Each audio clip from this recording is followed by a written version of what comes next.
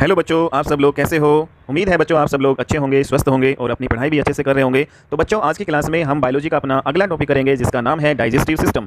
बच्चों पिछले क्लास में हमने एक अलग सिस्टम किया था जिसका नाम था आपका एक्सक्रीटरी सिस्टम, उत्सर्जन तंत्र। अगर आपने एक्सक्रीटरी सिस्टम या उत्सर्जन तंत्र आपने नहीं पढ़ा है तो इस चैनल पर जाकर आप उस वीडियो को देख सकते हो। ठीक है, तो ये हमारी बायोलॉजी की सेकंड क्लास है। डाइजेस्टिव सिस्टम आज पाचन तंत्र के बारे में हम पढ़ेंगे। ठीक है, तो डाइजेस्टिव सिस्टम हमारा क्या होता है, पाचन तंत्र। तो आज हम पाचन तंत्र के बारे में पढ़ेंगे। ठीक है, कैसे हमारा जो भोजन है उसका डाइजेशन होता है, कौन कौन से एंजाइम और हार्मोन इसमें इंपॉर्टेंट रोल प्ले करते हैं बच्चों, वो सारा आज हम पढ़ेंगे। ठीक है, तो सबसे पहले हम देख लेते हैं डाइजेशन। डाइजेशन को हिंदी में क्या बोलते हैं, पाचन। तो डाइजेशन क्या होता है, break down of food into small pieces. जो हमारा भोजन होता है बच्चों उसका छोटे छोटे टुकड़ों में बिल्कुल विभाजित होना। ठीक है, तो उसको क्या बोलते हैं हम, डाइजेशन। अगर हमारा फूड है वो छोटे छोटे टुकड़ों में विभाजित नहीं होगा, डायरेक्टली उसको हम खाएंगे तो बच्चों वो हमारा जो फूड है वो वाटर में इनसोल्यूबल होगा, वाटर में वो घुलेगा नहीं। ठीक है, तो वो जल में अघुलनशील होता है और वो क्या होता है, कॉम्प्लेक्स स्ट्रक्चर होता है, मतलब जटिल संरचना होती है। ठीक है, तो जो भोजन हम खाते हैं अगर वो आपका छोटे छोटे टुकड़ों में अगर विभाजित नहीं होगा, ठीक है, तो बच्चों वो वाटर में सोल्यूबल भी नहीं होगा और वो क्या होता है, कॉम्प्लेक्स स्ट्रक्चर होता है। ठीक है, अगर वाटर में वो जो भोजन आपका सोल्यूबल नहीं होगा, अगर वाटर में भोजन सोल्यूबल नहीं होगा, ठीक है, तो क्या होगा, तो हमारा शरीर उस जो भोजन को अब्जॉर्ब नहीं कर पाएगा, मतलब अवशोषण नहीं कर पाएगा। ठीक है,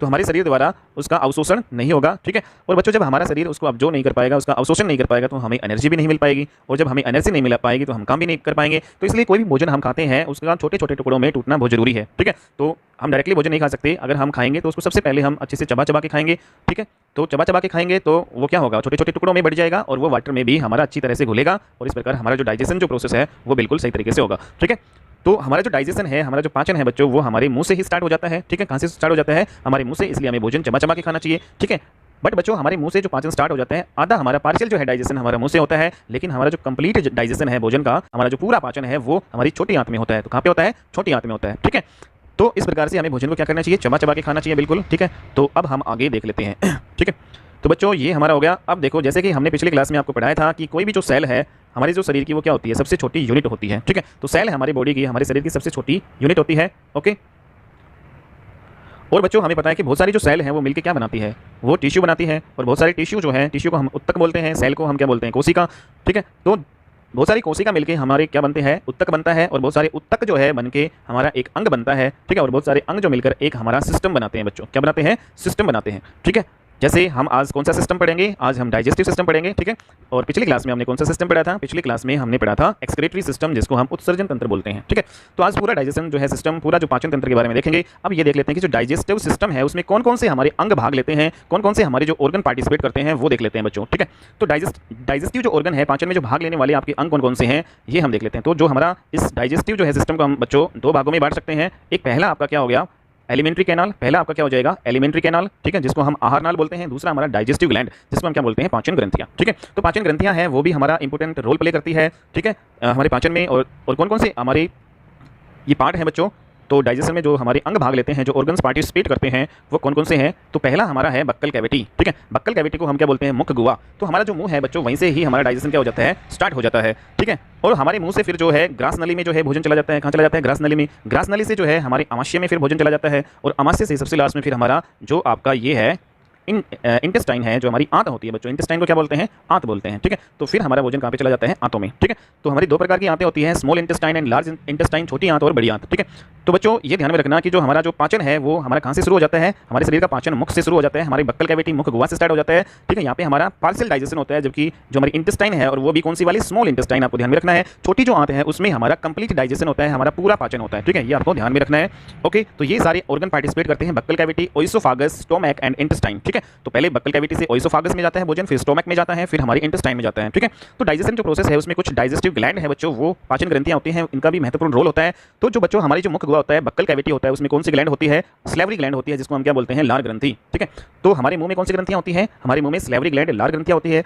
और हमारा जो यकृत जो है बच्चों, लीवर है, ठीक है, तो ये भी पाचन ग्रंथियों में आएंगे। तो ठीक है, तो तीन टाइप की पाचन ग्रंथियां होती हैं, स्लेवरी ग्लैंड, लार वाली ग्रंथियां, दूसरा आपका लीवर वाली जो है आपका ग्लैंड हो जाएगा, यकृत ग्रंथि, तीसरा आपका है पैनक्रियाटिक जो है ग्लैंड। ठीक है, पैनक्रिया, ठीक है, इसमें कहेंगे अग्नाशय। तो अग्नाशय ग्रंथि, तो लार ग्रंथि, यकृत ग्रंथि और अग्नाशय ग्रंथि, ये तीन जो है ग्रंथियां हमारी डाइजेस्टिव जो ग्लैंड में पाचन ग्रंथियां होती है। ठीक है, ये भाग लेती हैं बच्चों। पिछले क्लास में हमने जो क्या पढ़ा था, एक्सक्रीटरी जो सिस्टम पढ़ा था, जिसमें हमने किडनी के बारे में भी पढ़ा था। तो बच्चों आप मुझे ये बताओ कमेंट करके कि जो किडनी है उसके ऊपर हमारी कौन सी ग्लैंड पाई जाती है। ठीक है, तो कौन सी जो है ग्रंथि पाई जाती है किडनी के ऊपर, वो हमें बताओ। ठीक है, तो कमेंट बॉक्स में आप रिप्लाई करके मुझे बताना। ओके बच्चों, तो अब हम आगे चलते हैं। तो बच्चों जो एक ग्लैंड है, जो ग्रंथि है जिसको हम बोलते हैं, तो ग्लैंड है वो उससे या तो हार्मोन निकलता है, ये हमारी क्या होगी ग्रंथि, ठीक है। तो ग्रंथि होती है, इससे या तो हार्मोन्स निकलता है, तो हिंदी में भी हार्मोन ही बोलेंगे, ठीक है, और या फिर एंजाइम निकलते हैं बच्चों, ठीक है, एंजाइम। ओके, तो जो ग्रंथि होती है हमारी, ग्लैंड्स होती हैं, ठीक है, तो उससे या तो हार्मोन निकलता है या क्या निकलते हैं, एंजाइम निकलते हैं, ठीक है। अब हम बच्चों देख लेते हैं हमारा पाचन तंत्र, इसको डायग्राम से हम अच्छे से समझेंगे, ठीक है, कि हमारी सलेवरी ग्लैंड्स कहाँ होती है, स्टोमक कहाँ होता है, पैनक्रियाज कहाँ होता है, ये सारी चीज़ें। तो ये डायग्राम पे आप मत जाना, डायग्राम मेरी ड्राइंग थोड़ी ऐसी है बच्चों, ठीक है, तो समझाने के लिए मैं आपको बता देता हूँ। अब देखो यहाँ पे जो हमारे जो मुख है बच्चों, ये आपको दिखाई दे रहा होगा, ठीक है। तो ये मुख है बच्चों, ये जो मुख है यहाँ पे, ये मुंह में हमारी क्या पाई जाती है, सलेवरी ग्लैंड पाई जाती है, लार ग्रंथियाँ, ठीक है। तो यहाँ पे मुंह में, यहाँ इस लोकेशन पे हमारी क्या होती है, लार ग्रंथियाँ होती है। ये हमारा पाचन मुख से स्टार्ट हो जाता है, बक्कल कैविटी है हमारी, मुख गुहा है, ठीक है। तो यहाँ से हम भोजन है को लेते हैं और चबा चबा के खाते हैं दांतों से, ठीक है। अब देखो उसके बाद में फिर हमारा भोजन कहाँ चला जाता है, ये जो हमारी नली आपको दिखाई दे रही है, ठीक है, ये वाली, तो इस नली को क्या बोलते हैं, फूड पाइप है, ठीक है, हमारा भोजन नली है, आहार नाल हम इसको कहेंगे। और बच्चों फूड पाइप है, इसको ओइसोफागस भी बोलते हैं, ठीक है, ओइसोफागस, ओइसोफागस, ठीक है। तो अब देखो बच्चों जो फूड है फिर हमारा कहाँ पे चला जाता है, आहार नाल से हमारा स्टोमक में चला जाता है। ये हमारा स्टोमक है, इसको हम क्या बोलते हैं, अमाशय बोलते हैं। क्या बोलते हैं हम इसको, अमाशय बोलते हैं। स्टोमक है, ये हमारा अमाशय हो गया। और फिर जो है स्टोमक से हमारा भोजन कहाँ पे चला जाता है, हमारे ये नीचे आते हैं बच्चों, ठीक है, इन आंतों में हमारा भोजन चला जाता है, ठीक है। अब देखो जो स्टोमक है बच्चों, ये ध्यान रखना कि इसके जस्ट नीचे राइट में आपका क्या होता है, पैनक्रिया होता है। ये क्या होता है, पैनक्रिया होता है, अग्नाशय होता है। स्टोमक के जस्ट जो है लेफ्ट में आपका इधर क्या होता है, लीवर होता है। ये क्या है बच्चों, लीवर है, ठीक है। और लीवर के जस्ट नीचे जो है किसकी लोकेशन होती है, लीवर के जस्ट नीचे ये वाला जो मैं शेड्यूल कर रहा हूँ, ये वाला, तो यहाँ पे गाल ब्लैडर पाया जाता है। क्या पाया जाता है, गाल ब्लैडर, पित्ताशय हमारा होता है, ठीक है। तो ये आपको ध्यान में रखना है। तो पित्ताशय हमारा कहाँ पे होता है, गाल ब्लैडर हमारा लीवर के जस्ट नीचे होता है, ठीक है। पैनक्रिया हमारा स्टोमक के नीचे होता है। ओके, तो ये हमने देख लिया। अब देखो ये हमारी आंतें हैं, और आंत है हमारी दो प्रकार की होती है, छोटी आंत और बड़ी आंत, ठीक है। तो बच्चों ये आपको दिखाई दे रही होगी, ये हमारी पूरी क्या है, बड़ी आंत है, लार्ज इंटेस्टाइन हम इसको बोलेंगे, ठीक है। जबकि ये जो ऐसे घुमावदार ये हो रही है, ये हमारी क्या है, छोटी आंत है, इसको स्मॉल इंटेस्टाइन बोलेंगे। ओके, और ये जो हमारी बड़ी आंत है, इसके नीचे ये वाला जो हिस्सा है, ये वाला हिस्सा, ये हमारा अपेंडिक्स यहाँ पे होता है, ठीक है। तो इस प्रकार से ये हमारा पूरा डाइजेस्टिव जो है ऑर्गन्स है, ठीक है, ये भाग लेते हैं बच्चों, आपको समझ में आ गया होगा, ठीक है। ऐसे ऐसे फूड हमारा आता है। अब ये जो पैनक्रिया है, लार्ज इंटेस्टाइन, छोटी आंत, बक्कल कैविटी जो हमने पढ़ा है, इन सभी को वन बाय वन बच्चों हम देख लेते हैं कि इसका हमारा डाइजेशन में क्या क्या रोल होता है। अब देखो सबसे पहले हम देखते हैं कि बक्कल कैविटी जो है हमारी, जिसको हम मुख गुहा बोलते हैं बच्चों, ठीक है, जो हमारी क्या है, मुख गुहा है। तो इसके कौन कौन से जो कार्य है, तो मुख गुहा में हमारे क्या कार्य है, मुख गुहा का हमारा क्या कार्य है, तो ये भोजन है उसको ग्राइंड करता है, पीसने का काम करता है भोजन, ठीक है। यहाँ पे भोजन क्या होता है, पिसता है, ग्राइंड होता है, और भोजन क्या होता है, वो चिकना बनता है, लार उसमें मिलती है, तो लुब्रिकेंट जो है यहाँ पे होता है भोजन का, ठीक है, चिकना बनता है। और बच्चों जो हमारे डाइजेशन की जो प्रोसेस है वो भी कहाँ से शुरू होती है, हमारी जो पाचन की क्रिया है वो शुरू कहाँ से होती है, मुख से स्टार्ट होती है, ठीक है। जब कोई भी भोजन हम बच्चों लेते हैं तो उसमें जो हमारा जो कार्बोहाइड्रेट है उसमें सबसे पहले जो स्टार्च है उसका पाचन होता है। किसका पाचन होता है, तो कोई भी भोजन हम लेते हैं तो उसमें सबसे पहले हमारा पाचन किसका होता है, कार्बोहाइड्रेट का होता है। और कार्बोहाइड्रेट्स, कार्ब्स जिसको हम बोलते हैं, कार्ब्स, ठीक है, कार्बोहाइड्रेट्स। तो बच्चों कार्बोहाइड्रेट में भी फिर किसका होता है, आपका स्टार्च का होता है। किसका होता है, सबसे पहले पाचन स्टार्च का होता है। स्टार्च क्या है, एक पॉलीसेकेराइड यूनिट है, ठीक है। फिर उसके बाद में जैसे यहाँ पे आप देखो, फिर बच्चों उसके बाद में जो स्टार्च है वो टूट के फिर किसमें जो है आपका डिवाइड हो जाता है, स्टार्च से आपका माल्टोज में बदल जाता है, ठीक है। तो स्टार्च को माल्टोज में कौन सा एंजाइम बदलता है ये हम आगे देखेंगे, ठीक है। तो भोजन पहले स्टार्च से फिर माल्टोज में, फिर माल्टोज से फिर ग्लूकोज में, और यहाँ पे हमारा ग्लूकोज बनते ही कंप्लीट पाचन हो जाता है, ठीक है।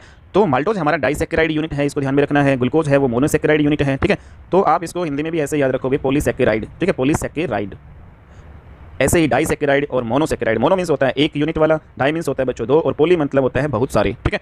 तो इस प्रकार से आप ये ध्यान में रख सकते हैं। स्टार्च आपका पॉलीसेकेराइड है, माल्टोज डाइसेकेराइड है, ग्लूकोज क्या आपका मोनोसेकेराइड। ओके, अब बच्चों हम ये देख लेते हैं कि जो स्टार्च है वो आपका माल्टोज में कैसे बनता है। तो स्टार्च से माल्टोज में आपका एक एंजाइम होता है बच्चों, वो आपको कन्वर्ट करता है। स्टार्च को माल्टोज में बदलने वाला जो एंजाइम बच्चों, उसका नाम क्या है, टाइलिन एंजाइम है। क्या होता है, टाइलिन एंजाइम। ओके, तो टाइलिन एंजाइम है वो क्या करता है, स्टार्च को माल्टोज में कन्वर्ट कर देता है। और बच्चों स्टार्च को माल्टोज में यहाँ पे जब कन्वर्ट होता है तो यहाँ पे आपका पार्शियल डाइजेशन होता है, मतलब आधा डाइजेशन हो पाता है, यहाँ पे पूरा नहीं होता। और फिर बच्चों जब माल्टोज जो है से ग्लूकोज में कौन सा एंजाइम कन्वर्ट करता है, तो माल्टोज को जो है ग्लूकोज में आपका अमाइलेज एंजाइम है वो क्या करता है, कन्वर्ट करता है। तो आपको यहाँ पे ध्यान में रखना है कि स्टार्च को माल्टोज में बदलता है टाइलिन एंजाइम, ये बहुत बार एग्जाम में आया हुआ है, ठीक है। और माल्टोज को ग्लूकोज में कौन सा एंजाइम बदलता है, अमाइलेज बदलता है। कौन सा, अमाइलेज। इसको हम हिंदी में लिख सकते हैं अमाइलेज, अमाइलेज, ऐसे ही हिंदी में लिखेंगे अमाइलेज, ठीक है। तो बच्चों यहाँ पे जब माल्टोज से ग्लूकोज में ये कन्वर्ट होता है तो यहाँ पे कंप्लीट डाइजेशन हमारा हो जाता है। यहाँ पे क्या हो जाता है, कंप्लीट हमारा डाइजेशन हो जाता है। ओके बच्चों, अब बच्चों हम ये देख लेते हैं कि हमारा जो टाइलिन एंजाइम है वो कहाँ पे पाया जाता है। तो टाइलिन एंजाइम है वो हमारा कहाँ पे पाया जाता है, लार में पाया जाता है। हमारी लार में क्या पाया जाता है, हमारे जो सलाइवा होता है, सलाइवा को क्या बोलते हैं, लार। तो हमारी जो सलाइवा होता है बच्चों, लार है, उसमें कौन सा एंजाइम पाया जाता है, टाइलिन, ये भी ध्यान में रखना है। अमाइलेज एंजाइम है वो कहाँ पे पाया जाता है, ये इंपॉर्टेंट है, ये आपका पैनक्रियाटिक जूस में पाया जाता है, ठीक है। पैनक्रियाटिक जूस कहाँ पे होता है, आपका अग्नाशय में, ठीक है। अग्नाशय जो रस होता है जिसको हिंदी में बोलते हैं। तो अमाइलेज जो एंजाइम आपका कहाँ पे पाया जाता है, पैनक्रियाटिक जूस में पाया जाता है, अमाशय रस में पाया जाता है। और बच्चों यहाँ पे क्या हो जाता है आपका क्या होता है यहाँ पे कंप्लीट डाइजेशन हो जाता है। ठीक है, तो कंप्लीट डाइजेशन हमारा कहाँ पे होता है, हमने आपको बताया था कंप्लीट डाइजेशन हमारा स्मॉल इंटेस्टाइन में होता है, जिसको हम छोटी आंत बोलते हैं। ठीक है, तो छोटी आंत में हमारा कंप्लीट डाइजेशन होता है। ओके, तो बच्चों अब आगे देखते हैं कि जो पार्शियल डाइजेशन स्लाइवा द्वारा होता है हमारा कहाँ पे होता है, बक्कल कैविटी में। तो हमारा जो अपूर्ण जो है, अपूर्ण पाचन है, पूर्ण नहीं बच्चों, एक अपूर्ण जो पाचन हमारा कहाँ पे होता है, लार द्वारा होता है कहाँ पे, मुखगुहा में। जबकि हमारा कंप्लीट डाइजेशन कहाँ पे होता है, हमारा छोटी आंत में होता है, स्मॉल इंटेस्टाइन में होता है। ठीक है, तो कार्बोहाइड्रेट जो भी हम खाते हैं, ठीक है, उसका कंप्लीट डाइजेशन कहाँ पे होता है, हमारा स्मॉल इंटेस्टाइन में। अब देखो शरीर में सबसे पहले कार्बोहाइड्रेट का डाइजेशन होता है, ये हमने बताया था। ठीक है, और कार्बोहाइड्रेट में भी सबसे पहले किसका आपका डाइजेशन होगा, स्टार्च का। ठीक है, तो स्टार्च है वो किस में बदल जाता है, आपका माल्टोज में, और माल्टोज किस में बदल जाता है, ग्लूकोज में। ये हमने पढ़ लिया। ठीक है, ओके, अब बच्चों आगे देखते हैं। अब देखो जो हमने बक्कल कैविटी है, ठीक है, तो बक्कल कैविटी मुख गुहा है हमारे, उसमें कौन कौन से अंग होते हैं, बताओ कौन कौन से पार्ट होते हैं। तो हमारे कौन कौन से अंग होते हैं, उन सभी अंग के बारे में हम डिस्कस करते हैं। तो हमारे दांत होते हैं हमारे मुख में। ठीक है, तो अब हम दांतों के बारे में पढ़ेंगे। ठीक है बच्चों, अब देखो दांतों का क्या रोल है, सभी को पता है, दांत हमारे भोजन को पीसते हैं। ठीक है, चबा चबा के हम खाते हैं। अब देखो जो दांत है बच्चों, उनके अध्ययन को क्या करते हैं, ओडोंटोलॉजी। तो हिंदी में भी आपको यही ध्यान रखना है, ओडोंटोलॉजी, ओडोंटोलॉजी बच्चों। ठीक है, तो ओडोंटोलॉजी है वो क्या होता है, स्टडी ऑफ टिथ। तो ये आपका आ सकता है, ये आपका साइंस में भी पूछ सकता है क्वेश्चन, और आपका इंग्लिश में भी बनता है बच्चों। ये टर्म है ओडोंटोलॉजी, किसकी स्टडी है, ओडोंटोलॉजी आपकी टिथ की स्टडी है। ओके, अब हमारा जो दांत है बच्चों, उसमें 98% क्या होता है, कैल्शियम और फॉस्फोरस। ठीक है, तो हमारे दांत किसके बनते हैं, कैल्शियम और फॉस्फोरस दोनों के बने होते हैं। ठीक है, और ये कैल्शियम और फॉस्फोरस का कितना पार्ट है, 98% पार्ट है ना, वो कैल्शियम फॉस्फोरस के बने होते हैं। तो कैल्शियम हमारा कहाँ पे होता है, बोन्स में भी होता है। तो बोन्स में कैल्शियम हमारा 68% होता है, लेकिन दांतों में कैल्शियम कितना होता है, 98%। तो बच्चों ये बताओ कि बोन्स और जो दांत है हमारे, उनमें से सबसे ज़्यादा मजबूत कौन होगा, फिर आपके दांत होंगे, क्योंकि यहाँ पे कैल्शियम जो है 98% होता है, और बोन्स में क्या होता है, 68%। अब दांतों में भी सबसे जो है मजबूत वाला जो पार्ट है, वो आपका होता है, क्या होता है, इनामेल। ठीक है, तो इनामेल जो वाला जो पार्ट है, वो हमारे दांत का सबसे मजबूत हिस्सा होता है, जो कि हमारे जो दांत के सबसे ऊपर वाला जो पार्ट होता है, सफ़ेद सफ़ेद। ठीक है, ओके, तो टीथ और बोन से ज़्यादा क्या होते हैं, स्ट्रॉन्ग होते हैं टीथ। ओके, और वर्क क्या है दांतों का, ग्राइंडिंग ऑफ फूड, भोजन को क्या करते हैं, पीसने का काम करते हैं। भोजन को पीसने का काम कौन करता है बच्चों, टीथ। ठीक है, अब हम आगे देखते हैं टीथ है कितने प्रकार के होते हैं। ठीक है, तो हमारे दांत कितने प्रकार के होते हैं, हमारे दांत मेनली जो 3 प्रकार के होते हैं। एक आपका आता है हेट्रोडोंट, एक आपका कौन सा आता है, हेट्रोडोंट, इसको विषम दंती बोलेंगे। दूसरा आपका दांत होता है डाइफाडोंट, इसको हम द्विबार दंती बोलेंगे। ठीक है, तीसरा जो प्रकार है हमारा थियोकोडोंट, थियोकोडोंट है, इसको हम ग्रत दंती बोलेंगे। ठीक है, तो 3 प्रकार के हमारे दांत होते हैं, हेट्रोडोंट, डाइफाडोंट और थियोडोंट। ओके, विषम दंती, द्विबार दंती और ग्रत दंती। बच्चों इसमें जो आपका हेट्रोडोंट है वो आपके विभिन्न टाइप होते हैं, ये 4 प्रकार के होते हैं हेट्रोडोंट। ठीक है, तो ये हम 4 प्रकार के दांत आगे पढ़ेंगे। डाइफाडोंट क्या होता है, ये 2 बार ही आते हैं हमारे। ठीक है, डाइफाडोंट मीन्स 2 बार जो दांत आते हैं सिर्फ। और थियोकोडोंट है ग्रत दंती, ये आपके ग्रत मीन्स यहाँ पे मसूड़ों में पाए जाते हैं। ठीक है, मसूड़ों के अंदर होते हैं ग्रत दंती। ओके, तो अब हम बच्चों डिस्कस करते हैं हेट्रोडोंट जो विषम दंती है। ठीक है, ये कितने प्रकार के होते हैं, तो विषम दंती है ये आपके मेनली 4 प्रकार के होते हैं, यहाँ पे हम देख लेते हैं। ठीक है, तो विषम दंती है वो कितने प्रकार के होते हैं, आपके 4 प्रकार के। कौन कौन से, तो फर्स्ट वन इज इंसिसोर, जिसको हम कृतंक बोलते हैं बच्चों। क्या बोलते हैं, कृतंक। ठीक है, तो हमारे कृतंक दांत है उसको इंसिसोर बोलते हैं।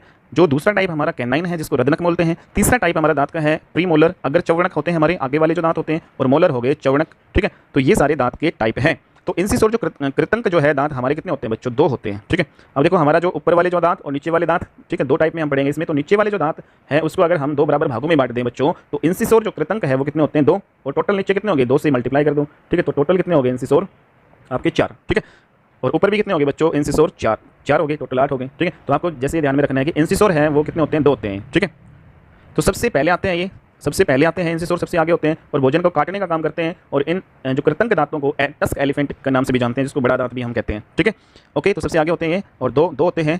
उसके बाद में बच्चों जो कैनाइन जो है, रदनक है दांत, वो आपके क्या होते हैं, रदनक आपके होते हैं जबड़े के किनारे वाले, कॉर्नर ऑफ जा। तो जबड़े के किनारे वाले होते हैं, इसका काम क्या होता है, भोजन को फाड़ते हैं। ठीक है, तो भोजन को सीयरिंग ऑफ फूड, तो भोजन को फाड़ने का काम कौन से करते हैं, आपके कैनाइन करते हैं। प्रीमोलर, जिसको हम, ये रदनक कितने होते हैं, 1 होता है। ठीक है, मतलब जो नीचे वाला जो हिस्सा है बच्चों, उसको हम 2 भागों में, बराबर भागों में अगर बांटे तो रदनक 1 हो गया, और पूरा भाग अगर देखिए तो 2 रदनक नीचे हो गए और 2 ऊपर हो गए, टोटल 4 हो गए। ठीक है, तो इसका जो सूत्र है मैं आपको आगे पढ़ाऊंगा कैसे जो है इसको हम याद रख सकते हैं। नेक्स्ट जो है हमारा प्रीमोलर, आपका जो क्या हो गया, अग्र चौवर्ण, अग्र चौवर्णक। तो अग्र चौवर्णक जो दांत है वो कितने होते हैं हमारे, 2 होते हैं। ठीक है, जैसे नीचे वाला जो हिस्सा है उसमें उसको 2 बराबर भागों में अगर बांटे हैं तो 2 क्या होते हैं, प्रीमोलर। ठीक है, लेफ्ट में और राइट में भी 2 प्रीमोलर, 4 हो गए टोटल। तो यहाँ पे अग्र चौवर्णक कितने हो गए, आपके 2 हो गए। ठीक है, अगर हम एक हिस्से की बात करें तो बच्चों अगर चौवर्णक दांत है, इसका काम है हमारा भोजन चबाने का काम कौन से करते हैं, प्रीमोलर करते हैं हमारे, च्यूइंग ऑफ फूड। ओके, और मोलर है वो कितने होते हैं, 3 होते हैं। तो नीचे वाले अगर पार्ट को हम बच्चों 2 बराबर भागों में बांटें तो एक हिस्से में 3 आपके चौवर्णक होते हैं, और टोटल पूरे हिस्से में 6 होते हैं। तो नीचे 6 और ऊपर 6, टोटल कितने हो गए, 12। ठीक है, तो यहाँ पे कितने हो गए बच्चों, ये मोलर कितने हो गए, 3 हो गए। और मोलर जो दांत है ये ग्राइंड ऑफ फूड, भोजन को पीसने का काम करते हैं। ठीक है, तो ये हमारे भोजन को पीसने का काम करते हैं। अब देखो यहाँ पे हम सूत्र देख लेते हैं, आपको ये कैसे ध्यान में रखना है। तो बच्चों जैसे हम इसको डिनोट करते हैं, ऊपर पहले वाला जो दांत है हमारा इंसिसोर से हम स्टार्ट करते हैं, फिर कैनाइन वाले जो दांत होते हैं, फिर प्रीमोलर वाले, और लास्ट में हमारे क्या होते हैं, मोलर, जो भोजन को पीसने वाले दांत होते हैं। ठीक है, तो बच्चों यहाँ पे ICPR आपको ऐसे लिखना है और उसके ऊपर ये ऊपर वाले दांत हैं और बटा नीचे जो है डिवाइड में नीचे ये नीचे वाले दांत हैं, नीचे वाले जबड़े के दांत हैं, ये ऊपर वाले हैं हमारे हो जाएंगे। ठीक है, तो देखो इसमें इंसिसोर कितने हैं आपके 2 हैं। ठीक है, और कैनाइन कितना है आपका 1 है। प्री मोलर कितने हैं 2 हैं। मोलर कितने हैं 3 हैं। ठीक है, ये आपका नीचे वाले का एक हिस्सा। अगर पूरा हिस्सा निकालेंगे तो इसको 2 से मल्टीप्लाई करेंगे बच्चों, तो ऊपर देखो कितने हो गए 3 और 2 5 और 1 6 और 2 कितने हो गए, ये टोटल आपके कितने हो गए, टोटल आपके 8 हो गए। और 8 को अगर हम 2 से मल्टीप्लाई करेंगे तो ऊपर हमारे कितने आ गए 16 दांत आ गए ना। तो टोटल हमारे दांत कितने होते हैं, एक जो अडल्ट व्यक्ति होते हैं, एक वयस्क व्यक्ति, उसमें टोटल दांत कितने होते हैं 32, जिसमें 16 हमारे हो गए। ठीक है, तो इंसिसोर 2 होते हैं और ठीक है कैनाइन 1 हो गया। प्री मोलर और मोलर ये आपके ध्यान में रखने हैं, ऊपर 2 से मल्टीप्लाई करना है। ऐसे नीचे है तो इंसिसोर नीचे भी कितने होते हैं 2 होते हैं। कैनाइन कितना होता है 1 होता है। प्री मोलर कितना होता है 1 होता है और मोलर कितना होता है 3। तो टोटल यहाँ पे भी बच्चों कितने हो गए 8। 8 को जब हम इस 2 से मल्टीप्लाई करेंगे तो ये हमारा 16 आ गया। तो नीचे भी कितने हो गए 16 हो गए। ठीक है, तो 16 और 16 ऊपर 16 नीचे 16, टोटल कितने हो गए 32 दांत हमारे होते हैं। लेकिन बच्चों जो हमारे बच्चे हैं, बच्चों में चिल्ड्रन में कितने दांत होते हैं, चिल्ड्रन में 20 ही दांत होते हैं और उनको मिल्क टीथ बोलते हैं, दूध वाले दांत। ठीक है, अब इनका फॉर्मूला अलग है, इन बच्चों में कौन सा नहीं होता। देखो यहाँ पे इंसिसोर है, ठीक है, कृतंक दांत है, ये हमारा कैनाइन हो गया, रदनक वाला जो दांत हो गया सी, और ये हमारा क्या होगा प्री मोलर, और ये लास्ट में हमारा क्या होगा मोलर। तो बच्चों में कौन से नहीं होते, बच्चों में क्या नहीं होते, प्री मोलर जो दांत है वो नहीं होते। अग्र चवणक दांत बच्चों में नहीं होते। 0 0 यहाँ पे कर रखा है, ऊपर नीचे ना ऊपर होते हैं ना नीचे। ठीक है, तो बच्चों में मोलर कितने होते हैं 2 2 होते हैं और वयस्क में कितने होते हैं 3 3 मोलर होते हैं। ठीक है, ऐसे ही सिर्फ बच्चों में 2 2 मोलर होते हैं और प्री मोलर इसमें होते नहीं, बाकी सारा सेम होगा। ठीक है, तो बच्चों में इंसिसोर कितने होते हैं आगे वाले दांत, यहाँ पे 2 2 होते हैं। कैनाइन जो है फाड़ने वाले जो दांत हैं वो कितने होते हैं 1 1 होता है। ठीक है, ऊपर नीचे। तो बच्चों टोटल ऊपर कितने हो गए 2 और 1 3 और 2 5 5 हो गए। और 5 को जब हम 2 से मल्टीप्लाई करेंगे तो ऊपर कितने आ गए 10 आ गए। और ऐसे ही 5 को नीचे 5 है, 5 को 2 से मल्टीप्लाई करेंगे नीचे भी हमारे कितने आ गए 10। तो टोटल कितने हो गए 20 हमारे यहाँ पे दांत हो गए। ठीक है, तो ये आपको बच्चों ध्यान में रखना है, ऐसे ये फॉर्मूला बनाएंगे। ठीक है, इस प्रकार से हमें ये फॉर्मूला बनाना है। ठीक है, तो आप ये फॉर्मूला ध्यान में रखना है आप। ठीक है, एक तो ये वयस्क वाला हो गया, ठीक है, कोई भी एडल्ट व्यक्ति का फॉर्मूला है, ये बच्चों वाला फॉर्मूला हो गया, आप इसको ध्यान में कर सकते हो। ठीक है, तो बच्चों में ये ध्यान में रखना है कि प्री मोलर नहीं होते। ठीक है, अग्र चवणक वाले जो दांत नहीं होते बच्चों में, और जो मोलर होते हैं वो सिर्फ 2 2 होते हैं, और जो अडल्ट व्यक्ति होते हैं उसमें 3 3 मोलर होते हैं। ओके बच्चों, और जो मिल्क जो टीथ होते हैं, जो हमारे दूध के दांत होते हैं वो अस्थायी दांत होते हैं, टेम्पोररी टीथ होते हैं, ये बाद में आपके आते हैं। ठीक है, तो बच्चों के दूध के दांत टूटने के बाद दोबारा आते हैं ना। ठीक है, तो अस्थायी दांत बोलेंगे इसको। ठीक है, फिर बाद में परमानेंट होते हैं बच्चे बड़े होते ही। ओके, तो प्री मोलर जो है कहाँ नहीं होते बच्चों में, प्री मोलर नहीं होते, और मोलर जो है कितने होते हैं बच्चों में 2। ओके, तो नेक्स्ट अब हम देखते हैं। अब देखो जो बच्चों में एक कम दांत होता है मोलर वाला, और जो कम होता है उसी को क्या बोलते हैं अक्कल जाड़, जिसको हम बोलते हैं बुद्धि वाला दांत। क्या बोलते हैं उसको, जो एक जो कम होता है ना उसको क्या बोलते हैं, जो मोलर एक कम होता है उसको क्या बोलते हैं बच्चों में अक्कल जाड़ नहीं होती, बुद्धि वाली जो दांत, इसको हम बोलते हैं विजडम टिथ। ठीक है, तो इसको क्या बोलते हैं विजडम टिथ। ओके, अब जैसे हमने बच्चों का पढ़ा है तो हम जो है कुछ जानवर हैं, कुछ एनिमल हैं, उनका भी हम देख लेते हैं जो इंपॉर्टेंट है। तो जो एलिफेंट है उसमें टोटल कितने दांत होते हैं, एलिफेंट में टोटल 26 दांत होते हैं, ये ध्यान में रखना है। ठीक है, तो वही हमारा फॉर्मूला है, इसको 2 से मल्टीप्लाई करना है, ऊपर नीचे वाले जो ये दांत है। इंसिसोर कितने होते हैं एलिफेंट में 1 होता है। ठीक है, लेकिन ऊपर वाला होता है, लेकिन एलिफेंट में नीचे वाला इंसिसोर नहीं होता, नीचे वाला जो है कृतंक जो है एलिफेंट में नीचे वाला कृतंक नहीं होता, ऊपर वाला सिर्फ 1 होता है। कैनाइन कितने होते हैं, कैनाइन तो ऊपर नीचे दोनों ही नहीं होते एलिफेंट में। ठीक है, जो रदनक दांत नहीं होते एलिफेंट में, ये ध्यान में रखना है। ओके, जो प्री मोलर कितने होते हैं 3 3 प्री मोलर है होते हैं, 3 ही ऊपर होते हैं, 3 ही क्या होते हैं नीचे होते हैं। मोलर है एलिफेंट में कितने होते हैं 3 3 3 होते हैं, 3 ऊपर 3 नीचे, तो ये ध्यान में रखना है। ठीक है, तो एलिफेंट में आपको ये ध्यान में रखना है कि कैनाइन वाला जो दांत है, जो फाड़ने वाले जो दांत होते हैं जिससे चीरफाड़ करते हैं, तो फाड़ना वाला जो दांत है एलिफेंट्स में नहीं होता है। रदनक दांत रदनक है वो नहीं होते हैं। ठीक है, और नीचे एक कौन सा नहीं होता आपका इंसिसोर नहीं होता है, तो ये ध्यान में रखना है। तो टोटल दांत कितने होते हैं एलिफेंट में 26। अब देखो ऊपर कितने होते हैं 14, नीचे कितने होते हैं 12, तो ऊपर 14 दांत नीचे 12, टोटल 26 दांत होते हैं हाथी में। ओके बच्चों, तो ये आपको ध्यान में रखना है। नेक्स्ट अब हम पढ़ते हैं डॉग का। तो डॉग का फॉर्मूला क्या होगा, ये ऊपर वाले दांत, ये नीचे वाले दांत, और इसको 2 2 से मल्टीप्लाई कर लेंगे। हमारा 2 से फॉर्मूला था ना, 2 से ऊपर मल्टीप्लाई करेंगे 2 से नीचे, तो वही है इंसिसोर, ये आपका कैनाइन हो जाएगा, ये आपका प्री मोलर और ये आपका मोलर। ठीक है, तो बच्चों यहाँ पे आप देखो कि डॉग है उसमें इंसिसोर कितने होते हैं ऊपर और नीचे 3 3। तो बच्चों हमारे ये आपके दांत हो जाएंगे। ठीक है, तो इसमें हमने पढ़ लिया ना कि डॉग है उसमें आपका प्री मोलर 3 3 होते हैं ऊपर नीचे, और आपका इसमें आपका 1 मिनट रुकना वेट। ठीक है बच्चों, तो ये ऊपर जो दांत हो गए आपके डॉग के कितने होते हैं ऊपर 3 और 1 4 4 8 और 2 10। ठीक है, तो डॉग में 10 ऊपर होते हैं और 10 ही क्या होते हैं, क्या 10 नीचे होते हैं, नहीं, इसमें 11 होते हैं नीचे, क्योंकि इसमें आपका जो मोलर वाला जो है 1 ज़्यादा होता है ये। ठीक है, तो यहाँ पे मोलर कितने हैं 2 हैं, नीचे कितने हैं 3 हैं, और इसमें प्री मोलर क्या होते हैं डॉग में 4 4 होते हैं बच्चों ऊपर नीचे। ठीक है, और आपका जो ये कैनाइन कितने होते हैं बच्चों डॉग में 1 1 होते हैं। जो फाड़ने वाले जो होते हैं ना, फाड़ने वाले जो डॉग हैं, फाड़ने वाले जो दांत हैं वो कितने होते हैं 1 1 होते हैं, और आपका जो इंसिसोर जो है वो कितने होते हैं 3 3। ये ध्यान में रखना है। तो टोटल ऊपर 10 होते हैं, तो 10 को 2 से मल्टीप्लाई करेंगे 20 आएगा, तो 20 ऊपर होते हैं। ठीक है, डॉग है उसके 20 ऊपर होते हैं दांत, और 22 दांत क्या होते हैं नीचे होते हैं। टोटल डॉग में आपको ध्यान में रखना है 42 दांत होते हैं। ठीक है, 42। तो 20 ऊपर 22 नीचे, टोटल 42। ओके। ऐसे ही बच्चों अब हम आगे पढ़ेंगे इंपॉर्टेंट किसका, मंकी का। ठीक है, तो ये सारे जो बच्चों दे रखा है कि इंसिसोर कितने होते हैं डॉग में। ठीक है, तो टोटल 6 आपके 12 हो गए। कैनाइन जो वाले कितने होते हैं, 4 हो गए, 2 ऊपर 2 नीचे। ठीक है, ऐसे ही प्री मोलर है डॉग में कितने हो गए, 8 ऊपर वाले, लोअर वाले कितने हो गए, 8 16 हो गया। ऐसे ही मोलर कितने हो गए, ऊपर वाले 4 हैं, नीचे वाले कितने हैं, 6 हैं। ठीक है, तो टोटल 10 हो गए। ऐसे टोटल कितने होते हैं, ऊपर नीचे 42। ठीक है, तो मंकी है उसमें कितने होते हैं, मंकी में ह्यूमन के बराबर होते हैं। मंकी में क्या होते हैं, ह्यूमन के बराबर, जो मानव है उसके बराबर ह्यूमन में कितने होते हैं, 32। तो मंकी में भी लगभग कितने होते हैं, 32। ऐसे बच्चों हम रैबिट का देखते हैं, तो रैबिट में कितने होते हैं, टोटल रैबिट में 28 होते हैं।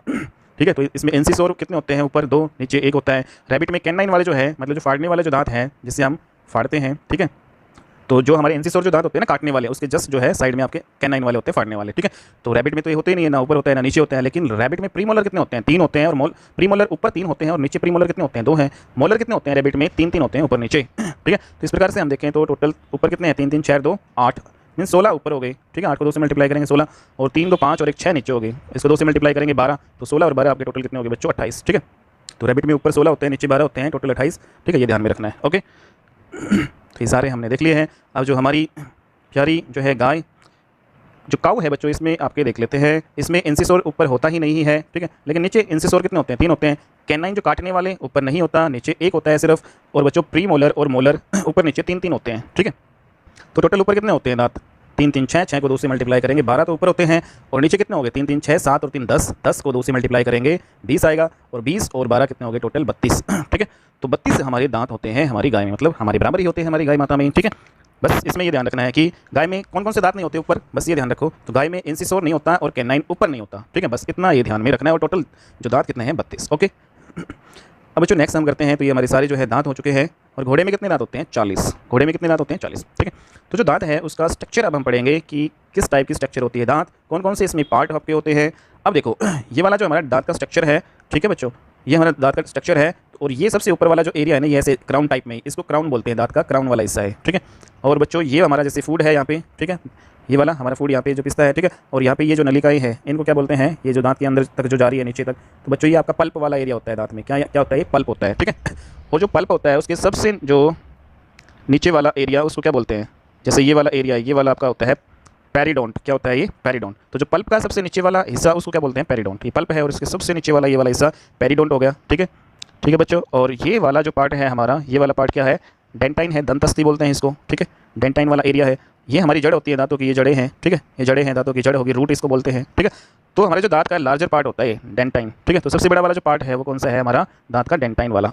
ओके, अब देखो जो हमारा इनामेल वाला हिस्सा कहाँ पे होता है, इनामेल हमारा जो दांत का सबसे ऊपर वाला हिस्सा होता है ना, जो वाइट वाइट होता है हमारा, तो इस यहाँ पे इनामेल होता है, दांत का इनामेल वाला हिस्सा पाया जाता है। और ये सबसे ब्राइटेस्ट पार्ट होता है, वाइट वाइट होता है। ठीक है, वाइट येलो कलर का होता है, वाइट ज़्यादा होता है, येलो क्या होता है, कम होता है। ठीक है, तो आउटर लेयर आपकी ये है, तो इनामेल हमारे दांत के सबसे आउटर लेयर, सबसे भारी परत जो ऊपर वाला होता है ना, वो दांत होता है, जो इनामेल होता है। ठीक है, तो ये सारे हमने पार्ट पढ़ लिए हैं। अब इनको 1 बाय 1 डिस्कस करेंगे, तो इन सब का क्या क्या रोल है बच्चों। ठीक है, अब देखो ब्रश करने के बाद दांत का कौन सा भाग चमकाया जाता है, बताओ, क्वेश्चन है। तो ब्रश करने के बाद दांत का इनामेल वाला जो भाग है उसको चमकाया जाता है।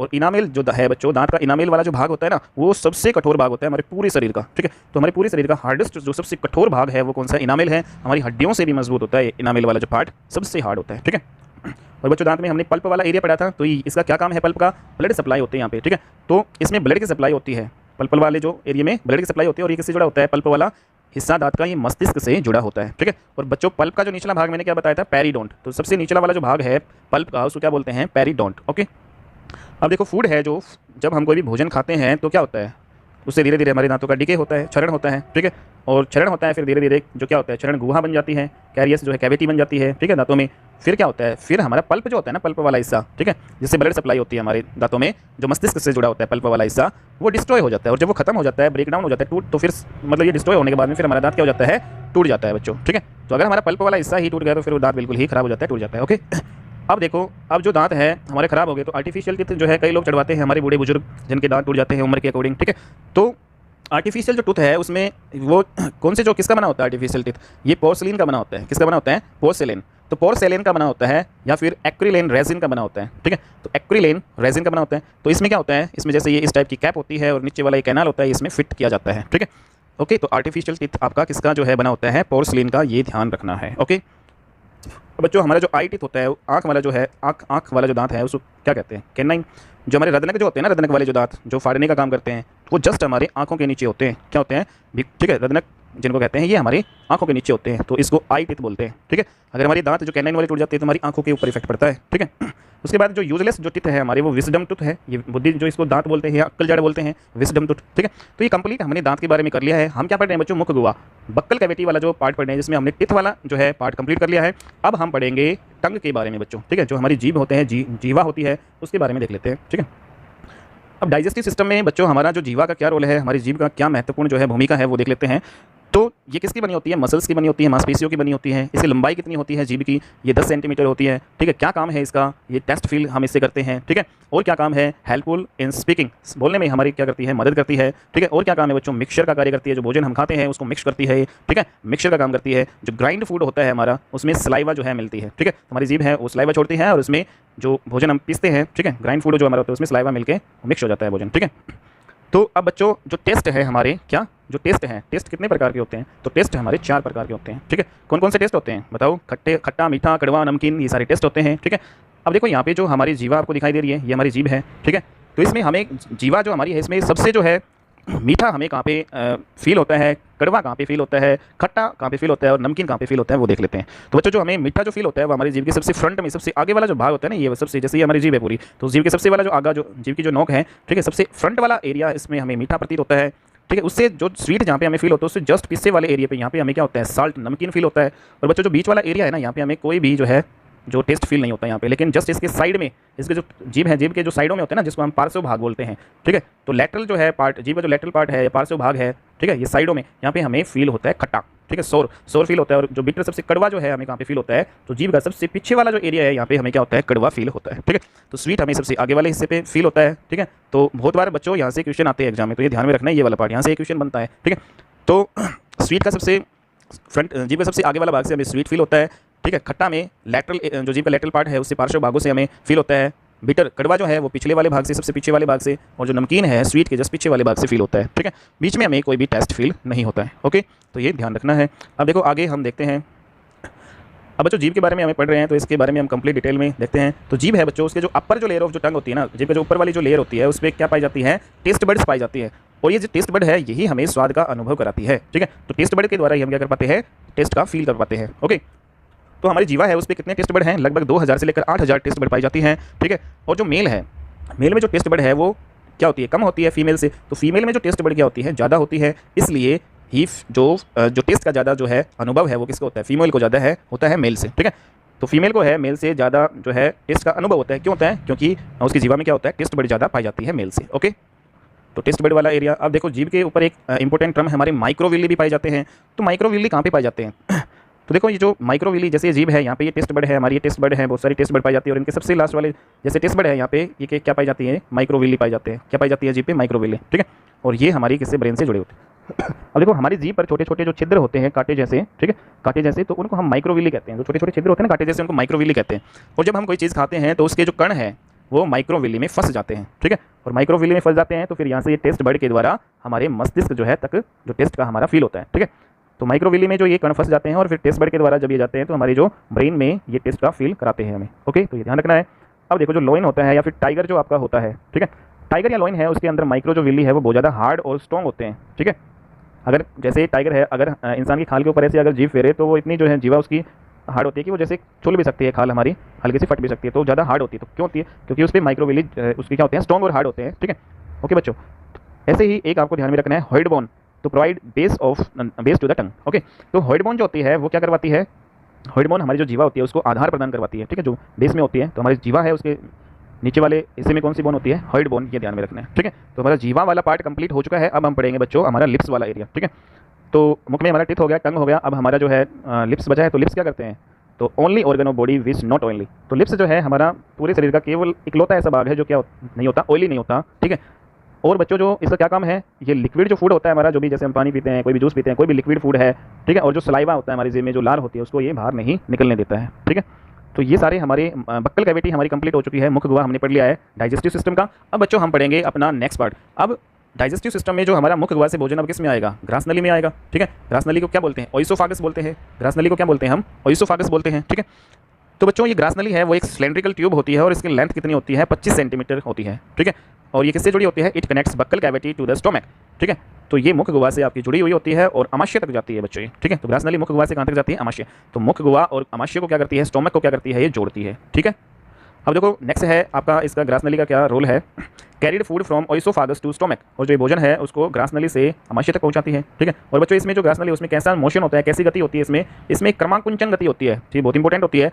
इसको क्या बोलते हैं? पेरिसेस्टल, ठीक है। तो पेरिसेस्टल मोशन जो है होती है क्रमाकुंचन गति किसमें? ग्रास नली में। जैसे हम कोई भोजन, जैसे बड़ा जो है टुकड़ा अगर हम भोजन का ले तो उसके अकॉर्डिंग ही अपने आकार को फैला लेती है, क्योंकि इसमें क्या होती है? क्रमाकुंचन गति, ठीक है।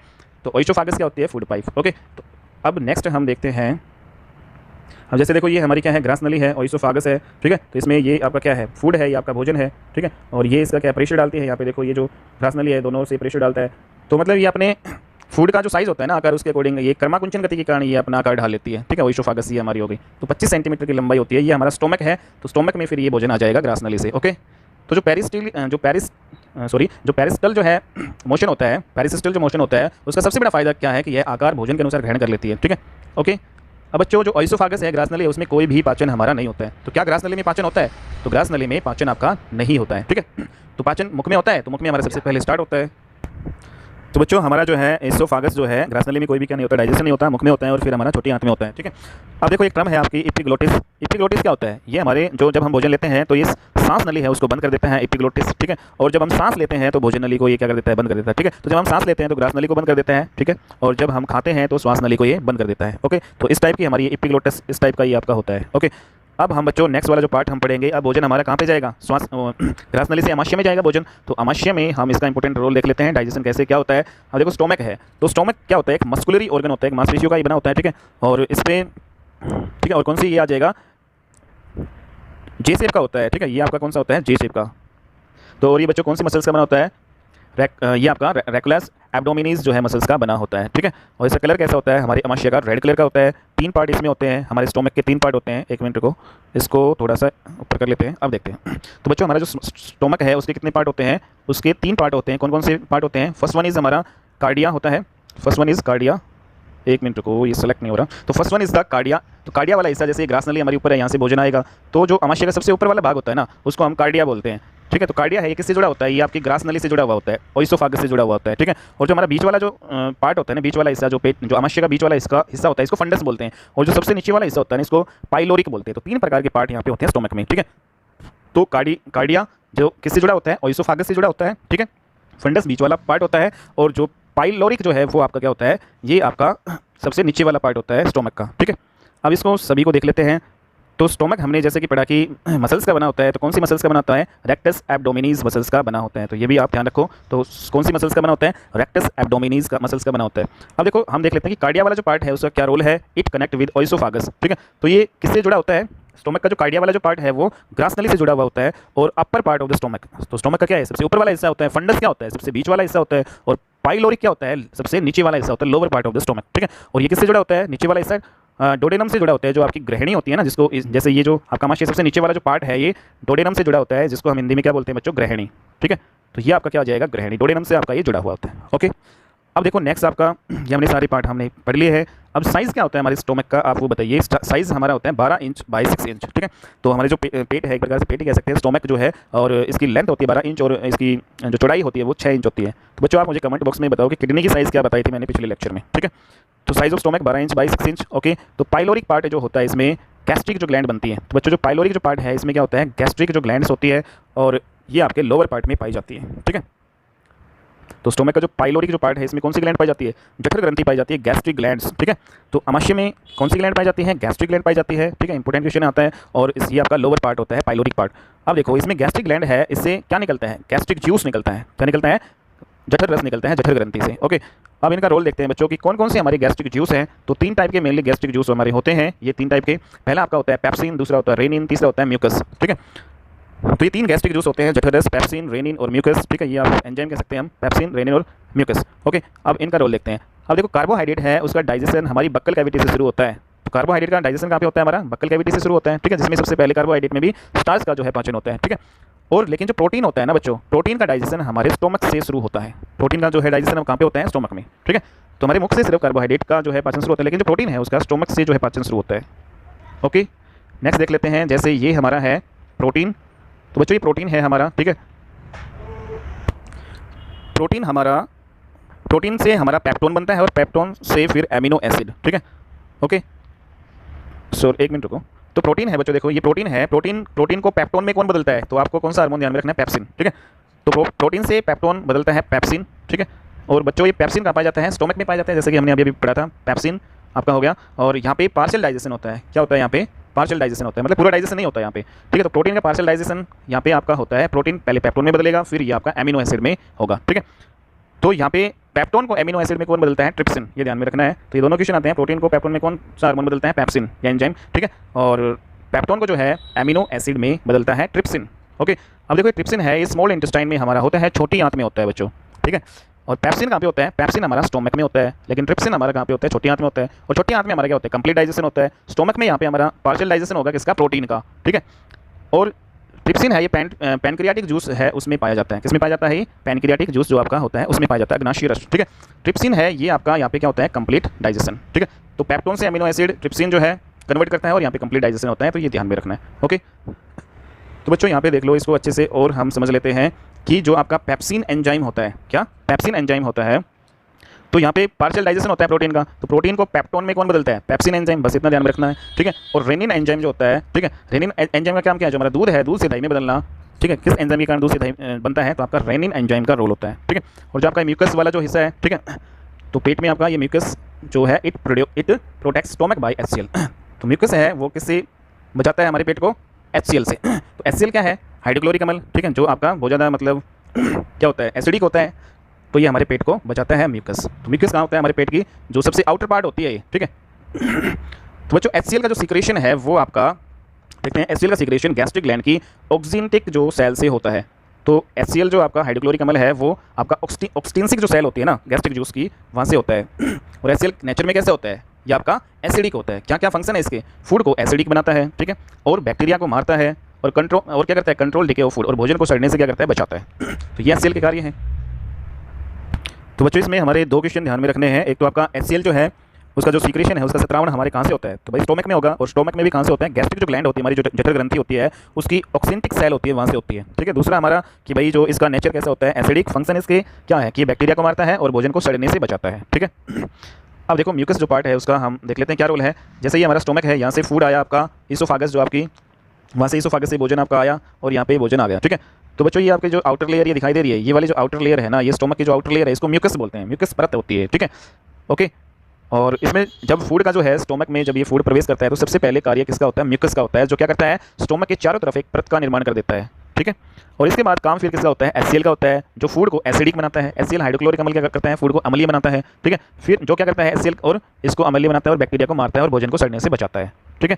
फिर आप आगे उसके बाद में क्या होता है? इसमें पेप्सिन और रेनिन जो है काम करते हैं, ठीक है। पेप्सिन और रेनिन फिर काम करते हैं।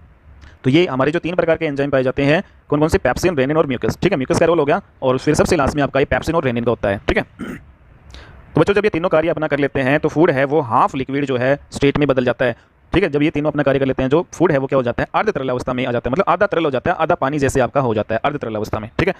मीन्स भोजन की लुगदी बन जाती है, ठीक है। और जो बच्चों भोजन की जो लुगदी बन जाती है, मतलब जो आधा पानी पानी जैसा हो जाता है, उसको क्या बोलते हैं? काइम बोलते हैं। क्या बोलते हैं? काइम बोलते हैं, CHYME। तो उसको क्या काइम बोलते हैं? तो ये ध्यान में रखना है, काइम किसको बोलते हैं, ठीक है। तो ये हमने देख लिया कि HCl है, ये स्टिमुलेट करता है फॉर्मेशन ऑफ पेप्सिन का, ये पेप्सिन के निर्माण को क्या करता है? बढ़ाता है। तो पेप्सिन जो है उसके निर्माण को कौन बढ़ाता है? HCl, ठीक है, इसको स्टिमुलेट करता है। और फिर जो काइम जो हमारा होता है बच्चों, काइम जो क्या होता है? आधा जो तरल होता है, ठीक है, भोजन जो पानी जैसा होता है काइम फिर ये कहाँ पे चला जाता है? आपका डोडेनम, जिसको हम बोलते हैं ग्रहणी में चला जाता है, ठीक है। और बच्चों जो ग्रहणी में चला जाता है, और ये जो पूरी प्रोसेस होती है ना, जब तक ये काइम बनता है तब तक की प्रोसेस है, ये 4 घंटे लग जाते हैं इसको, ठीक है। तो इस पूरी प्रोसेस में 4 घंटे तक भोजन है वो क्या हो जाता है? स्टोमक में ही रहता है। तो हमारा जो पेट है उसमें भोजन है, ये देखो काइम जो है, काइम बनने तक हमारा भोजन में कितना टाइम लग जाता है? 4 घंटे तक हमारा ये लगता है, ठीक है। तो स्टोमक जो है उसमें कैप्सूल जैसी शेप का वाला भाग कौन सा होता है? तो स्टोमक में जो मिडिल पार्ट वाला होता है ना, मिडिल पार्ट होता है स्टोमक का फंडस, ये कैप्सूल शेप जो है जैसी वाला भाग आपका होता है, ठीक है। नेक्स्ट कुछ इंपॉर्टेंट क्वेश्चन हम यहाँ पे देख लेते हैं बच्चों। तो बच्चों प्रोटीन है वो एमिनो एसिड के बने होते हैं। ये बहुत बार क्वेश्चन एग्जाम में आया हुआ है कि प्रोटीन है किसके बने होते हैं? Amino acid. बहुत सारी एमिनो जो है एसिड की यूनिट है मिलकर क्या बनाती है? प्रोटीन बनाती है, ठीक है। या फिर हम ये कह सकते हैं कि जो प्रोटीन है स्मॉलेस्ट यूनिट क्या हो जाएगी इसकी? एमिनो एसिड, ठीक है। तो एमिनो एसिड के बने होते हैं 20 प्रकार के जो एमिनो एसिड एक प्रोटीन का निर्माण करते हैं, इसलिए इनको मैजिक 20 कहा जाता है, ठीक है।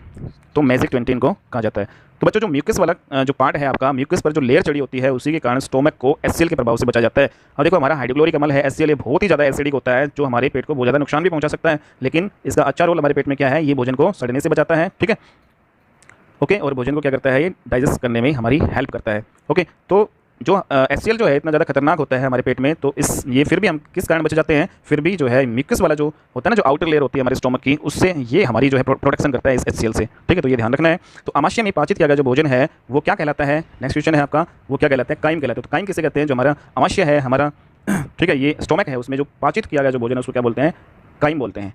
और बच्चों हमारे स्टोमक में 4 घंटे तक क्या रहता है, भोजन रहता है। तो कितने घंटे तक रहता है, 4 घंटे तक रहता है। ठीक है, अभी हमारा कंप्लीट डाइजेशन नहीं हुआ है, 4 घंटे होने के बाद में भी हमारा भोजन अब भी कंप्लीट डाइजेशन नहीं हुआ है। ठीक है, काइम है, अभी हमारा पूरा डाइजेशन नहीं हुआ है, क्योंकि हमारा पूरा डाइजेशन तो कहाँ पे होता है, छोटी आंत में होता है बच्चों। ठीक है, तो अब भोजन हमारा छोटी आंत में चला जाएगा, डोडेनम ग्रहणी के द्वारा कहाँ चला जाता है, छोटी आंत में चला जाता है।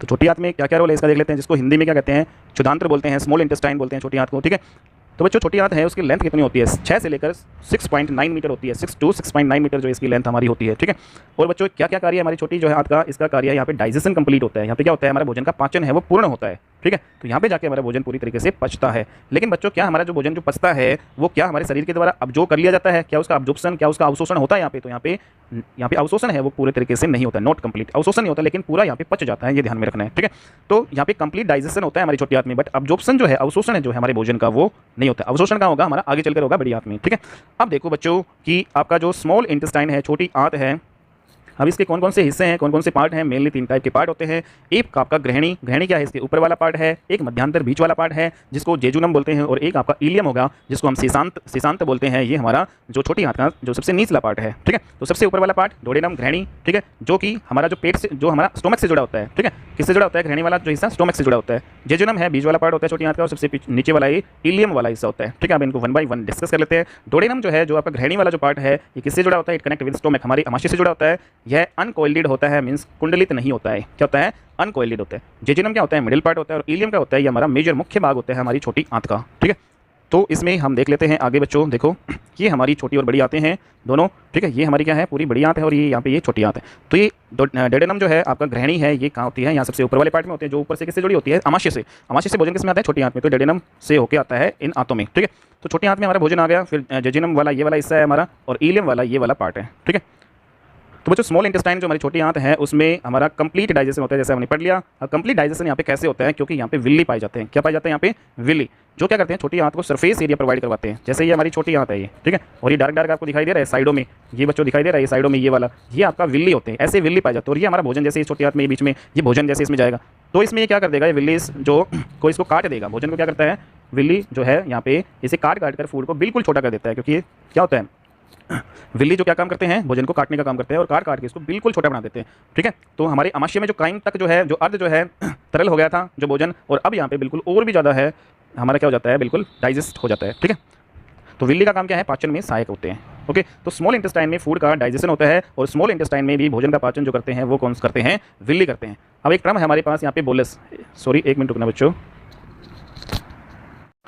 तो बच्चों जो बोलस है वो क्या होता है, हमारा ग्राइंड फूड प्लस सलाइवा, जो हमारा जो पिसा हुआ जो भोजन होता है उसमें जो सलाइवा मिक्स हो जाती है, तो उसको क्या बोलते हैं, बोलस। तो बोलस है, इसका दूसरा नाम काइम होता है। काइम हमने पढ़ा था ना, तो काइम है उसको हम क्या बोलते हैं, बोलस भी बोलते हैं। तो एक टर्म है, तो बोलस आपका अगर आए, बोलस BOLUS। ठीक है, तो बोलस है, उसको क्या कहते हैं, ग्राइंड वाटर प्लस सलाइवा इसमें मिक्स होता है, इसको काइम भी कहते हैं। ओके, नेक्स्ट देख लेते हैं बच्चों, हमारा इंपॉर्टेंट हमने क्या पढ़ा था कि अब देखो यहाँ पे जो पेनक्रियाटिक जूस है, ठीक है, ये सारे इंपॉर्टेंट क्वेश्चन आते हैं। अब देखो क्या पेनक्रियाटिक जूस है वो कौन कौन सा है, जो हमारा अग्नाशय रस कौन कौन से होते हैं भाई, 3 होते हैं, अमाइलेज होता है, लाइपेज होता है, और ट्रिप्सिन होता है। ठीक है, ध्यान में रखना है, बहुत इंपॉर्टेंट क्वेश्चन बनेगा ये। तो पेनक्रियाटिक जूस जो हमारा अग्नाशय रस होता है, अग्नाशय बच्चों, अग्नाशय रस, ठीक है, तो अग्नाशय रस है हमारा कौन कौन से होते हैं, अमाइलेज, लाइपेज और ट्रिप्सिन। ओके, अब देखो इनका रोल क्या है, अमाइलेज क्या करता है, डाइजेशन ऑफ कार्बोहाइड्रेट्स। ठीक है, तो अमाइलेज का क्या रोल है, अमाइलेज जो रस है हमारा वो क्या करता है, कार्बोहाइड्रेट का डाइजेशन करता है।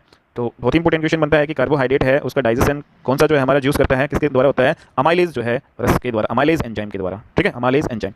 और जो लाइपेज होता है पेनक्रियाटिक जूस, ये हमारा जो फैट होता है ना, जो वसा होता है, तो वसा को फैटी एसिड में वशीय जो है अम्ल में तोड़ता है। ठीक है, तो वसा को वशीय अम्ल में कौन तोड़ता है, हमारा लाइपेज। ये भी इंपॉर्टेंट क्वेश्चन बनेगा। ट्रिप्सिन का क्या रोल है, ये हमने अभी पढ़ा था कि जो हमारा पेप्टोन है, पेप्टोन को एमिनो एसिड में कौन बदलता है, ट्रिप्सिन। ओके, तो ये ट्रिप्सिन क्या है, हमारा एक पेनक्रियाटिक जो है जूस है। ठीक है, ओके बच्चों, और जो हमारे गैस्ट्रिक जूस है वो कौन कौन से होते हैं, तो 3 हमारे गैस्ट्रिक जूस होते हैं, एक हमारा रेनिन जो हमने ऊपर पढ़ा था, कहाँ पे होते हैं, हमारे स्टोमक में होते हैं तीनों, ठीक है। तो गैस्ट्रिक जूस जो है जठर रस इसको हम बोलेंगे हिंदी में, ठीक है। तो जठर रस हमारे कौन कौन से होते हैं, रेनिन, पेप्सिन एंड म्यूकस, ये हमारे गैस्ट्रिक जूस है उसमें पाए जाते हैं। ओके, तो बच्चों ये हमने पढ़ लिया। अब हमारा जो लास्ट पार्ट है हमारे जो डाइजेशन का, वो क्या है, लार्ज इंटेस्टाइन, जिसको क्या बोलते हैं, बृहदांत्र बोलते हैं। क्या बोलते हैं, बृहदांत्र, ठीक है। बड़ी आंत हमारी हो गई, ये कितनी होती है, 1.5 मीटर की होती है। छोटी आंत कितनी होती है, 6 से लेकर 6.9 मीटर होती है बच्चों, ठीक है। अब ये बड़ी आंत है, इतनी छोटी क्यों है, क्योंकि बच्चों इसका बड़ी आंत है, इसका डायमीटर देखा जाता है, तो डायमीटर है वो ज़्यादा होता है। इसका जो व्यास होता है ना, मतलब इसमें इसका जो व्यास होता है, जैसे ये आंत है, ठीक है, इसका जो व्यास होता है, ठीक है, ये वाला, तो ये व्यास क्या होता है, इसका ज़्यादा होता है, इसलिए इसको बड़ी आंत बोला जाता है। हालांकि 1.5 मीटर होती है, लेकिन जो छोटी आंत है उसका व्यास है वो क्या होता है, छोटा होता है। ओके, तो इसका बड़ा होता है, इसका छोटा। छोटी आंत की लंबाई 6 से लेकर 6.9 मीटर होती है। क्या क्या कार्य है बड़ी आंत के, तो बड़ी आंत कंप्लीट अब्जॉर्प्शन ऑफ फूड, तो भोजन का पूर्ण अवशोषण यहाँ पे होता है, ठीक है। और दूसरा का काम है वाटर अब्जॉर्प्शन, वाटर का अवशोषण होता है यहाँ पे। तो इस प्रकार से हमारा जो बड़ी आंत है वहाँ पे क्या होता है, भोजन का पूर्ण अवशोषण होता है, और ठीक है, और क्या होता है, पानी का यहाँ पे अवशोषण, पानी का अवशोषण कहाँ पे होता है। और बच्चों हमारा जो भोजन का कंप्लीट डाइजेशन अगर आए, पाचन है, वो कहाँ पे होता है, छोटी आंत में। लेकिन कंप्लीट अब्जॉर्प्शन है फूड का, भोजन का पूर्ण अवशोषण है, वो कहाँ पे होता है, बड़ी आंत में, ठीक है। वाटर का अब्जॉर्प्शन, वाटर का अवशोषण भी कहाँ पे होता है, बड़ी आंत में, ठीक है। अब देखो इसके पार्ट पढ़ लेते हैं, बड़ी आंत के कौन कौन से इंपॉर्टेंट पार्ट है। ये हमारी बड़ी आंत है, ठीक है। तो बड़ी आंत है, इसमें देखो ये आपका सिक्कम होता है, ठीक है। 3 पार्ट होते हैं, एक आपका सीकम, ठीक है, दूसरा आपका होता है कोलोन, और तीसरा होता है मलाशय, जिसको रेक्टम बोलते हैं, ठीक है। तो सीकम, कोलोन और रेक्टम, ये 3 पार्ट आपके इंपॉर्टेंट होते हैं बड़ी आंत की। तो सीकम है, ये इसकी लोकेशन आपके यहाँ पे है, ठीक है। सिक्कम है आपका, ये किससे जुड़ा हुआ होता है, सिक्कम आपका छोटी आंत से जुड़ा हुआ होता है, ठीक है। ये आपका रेक्टम है सबसे, जो जिसको मलाशय बोलते हैं, ठीक है। और बीच वाला ये वाला आपका कोलोन हो गया। तो रेक्टम है वो आपका क्या करता है, मल का त्याग करता है, वेस्ट एक्सक्रीट करता है, ठीक है। और सिक्कम है, ये किससे जुड़ा होता है, छोटी आंत से जुड़ा होता है, यहाँ पे छोटी आंत से जुड़ा होता है। ओके, तो बड़ी आंत में ई कोलोई जो है बैक्टीरिया पाया जाता है। तो बड़ी आंत में कौन सा बैक्टीरिया पाया जाता है, ई कोलोई। तो इसका क्या रोल है, तो ई कोलोई बैक्टीरिया है वो विटामिन के है उसका सिंथेसिस करता है, मीन्स उसका निर्माण करता है। तो ई कोलोई बैक्टीरिया है वो बड़ी आंत में होता है, जो विटामिन के का सिंथेसिस करता है, और किसका, बी कॉम्प्लेक्स का भी करता है। तो विटामिन के और बी कॉम्प्लेक्स का निर्माण ई कोलोई बैक्टीरिया करता है, जो कहाँ पे होता है बच्चों, बड़ी आंत में होता है, ठीक है। बच्चों हमारी जो ग्लैंड्स होती हैं, ग्रंथियाँ, वो हमने देखी थी। तो जैसे कि हमने जो हमारा डाइजेस्टिव सिस्टम, उसमें सबसे पहले हमारा बक्कल कैविटी आता है, मुखगुआ आता है, और उसमें क्या होता है, हमारा मुखगुआ में कौन सी ग्लैंड पाई जाती है, सलेवरी ग्लैंड, लार ग्रंथियाँ पाई जाती है, ठीक है। तो फाउंड इन बक्कल कैविटी, मुखगुआ में होती है। ये क्या फर्क होता है सलेवरी ग्लैंड का, लार ग्रंथि का, सीक्रेशन ऑफ सलाइवा, ठीक है। तो सलाइवा है उसका स्रावण कहाँ पे होता है, यहाँ पे होता है, ठीक है। लार ग्रंथि के द्वारा हमारा सलाइवा का स्रावण होता है, सीक्रेशन होता है। अब देखो हम सलाइवा के बारे में पढ़ते हैं। लार, तो लार है उसका पीएच कितना होता है, पीएच वैल्यू होता है 6.8, तो एसिडिक ही होती है लगभग ये, ठीक है, लेकिन ज़्यादा नहीं होती। और 6.8 इसका पीएच होता है, और एक दिन में कितनी लार निकलती है, 1.5 लीटर, 1.5 लीटर। और बच्चों लार है उसमें 99% हमारा क्या होता है, वाटर होता है, और 1% इसमें एंजाइम पाए जाते हैं। तो लार में कौन कौन से एंजाइम होते हैं, तो 2 प्रकार के एंजाइम होते हैं। पहला आपका है टाइलिन एंजाइम, ठीक है, और दूसरा है लाइसोजाइम एंजाइम, ठीक है। तो 2 आपके क्या होते हैं, इसमें एंजाइम पाए जाते हैं, टाइलिन और लाइसोजाइम। ओके, अब देखो टाइलिन जो आपका है, टाइलिन जो हमने पढ़ा है पहले भी, कि टाइलिन जो एंजाइम का क्या काम होता है, ये कार्बोहाइड्रेट्स या स्टार्च है उसका क्या करता है, पार्शियल डाइजेशन करता है, ठीक है। पार्शियल डाइजेशन होता है यहाँ पे मुख में भोजन का, ठीक है। और क्या करता है टाइलिन एंजाइम, ये भोजन को चिकना बनाने में मदद करता है, फूड को लुब्रिकेंट करता है, ठीक है। तो ये हमारा टाइलिन एंजाइम का रोल हो गया, ठीक है। और लाइसोजाइम है, इसका क्या रोल है, लाइसोजाइम ये बैक्टीरिया को खत्म करता है, ठीक है। नेक्स्ट टर्म है आपका बोलस। बोलस क्या होता है, तो बोलस क्या होता है, ग्राइंड जो फूड प्लस में जो सलाइवा होता है उसको हम क्या बोलते हैं, बोलस बोलते हैं, ठीक है। अब देखते हैं कि टाइप ऑफ स्लेवरी ग्लैंड। तो स्लेवरी ग्लैंड है वो कितने टाइप की होती है, लार ग्रंथियाँ आपकी मेनली 3 टाइप की होती हैं बच्चों। कौन कौन सी, अब देखो लार ग्रंथियाँ मुख में होती है, तो ये आपका एक तो यहाँ पे होती है, और एक यहाँ पे होती है, और एक यहाँ पे होती है। तो 3 होती हैं, एक होती है सब लिंगुअल, ठीक है, और एक होती है आपकी सब मैक्सिलर, और तीसरी होती है तीसरी कौन सी होती है, पैरोटिड, ठीक है बच्चों। तो अब देखो इनकी लोकेशन, पैरोटिड आपकी ग्लैंड यहाँ पे होती है स्लेवरी, और स्लेवरी ग्लैंड एक दूसरी, सब आपका मैक्सिलर और सब लिंगुअल आपकी यहाँ पे होती है, ठीक है। अब इनका रोल देख लेते हैं। तो बच्चों जो पर्टोइड जो आपकी स्लेवरी ग्लैंड है ये कहाँ पे होती है, जीभ के पीछे वाले भाग में इसकी लोकेशन होती है, और सब मैक्सिलर जो है ये जीभ के ऊपर वाले हिस्से में होती है, और सब लिंगुअल जो है स्लेवरी ग्लैंड ये जीभ के साइड वाले भागों में होती है, ठीक है। तो सब लिंगुअल कहाँ होती है, जीभ के साइड वाले भाग में। सब मैक्सिलर कहाँ पे होती है, ऊपर होती है जीभ के, और पीछे वाले एरिया में पर्टोइड स्लेवरी ग्लैंड होती है, ठीक है। तो पर्टोइड स्लेवरी ग्लैंड, ठीक है बच्चों। तो अब हम नेक्स्ट देखते हैं फैल्सीफॉर्म लिगामेंट। तो फैल्सीफॉर्म लिगामेंट है वो लीवर को 2 हिस्सों में बांटता है। तो लीवर को 2 हिस्सों में कौन सा बांटता है लिगामेंट, तो फैल्सीफॉर्म। तो देखो ये फैल्सीफॉर्म, अब हम लीवर को पढ़ लेते हैं। तो नेक्स्ट जो पार्ट हमारा डाइजेस्टिव जो है सिस्टम का, पाचन तंत्र का, वो लीवर अब हम पढ़ेंगे। तो बच्चों लीवर है वो नेक्स्ट क्लास में हम देखते हैं, आज की क्लास में इतना ही हम करते हैं, ठीक है। तो आपको ये वीडियो कैसी लगी, अगर आपको अच्छी लगी तो लाइक कीजिएगा, शेयर कीजिएगा, और चैनल को सब्सक्राइब कर लीजिएगा, ठीक है। तो आज के लिए इतना ही, नेक्स्ट क्लास में मिलते हैं और अच्छी वीडियो के साथ, तब तक के लिए बाय, टेक केयर।